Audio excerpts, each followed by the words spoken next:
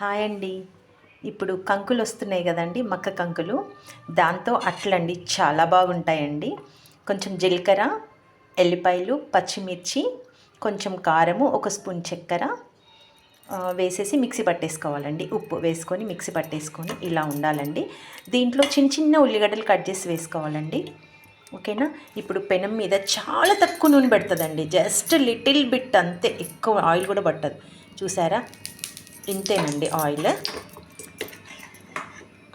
మనము గారెలు చేసుకుంటే చాలా ఆయిల్ పడుతుంది కదండి, దీనికి అంత అవసరం లేదండి. అసలు ఎంత బాగుంటాయంటే చాలా బాగుంటాయండి, చెప్పలేను.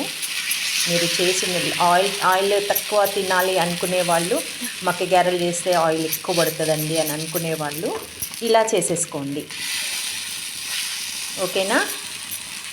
చాలా అంటే చాలా బాగుంటుందండి. మీరు ఒకసారి ట్రై చేయండి. ట్రై చేయకుండా ఏది మనకు మనం నిర్ణయించుకోలేమండి. ఒకసారి చేస్తే ఆ విధానం ఎలా ఉంటుంది అనేది తెలుస్తుందండి. ఓకేనా. దీని మీద ఏంటంటే మనం ఒక మూత పెట్టేసుకోవాలండి. నెక్స్ట్ ఇలా వచ్చేస్తుందండి. ఓకేనా. Thank you.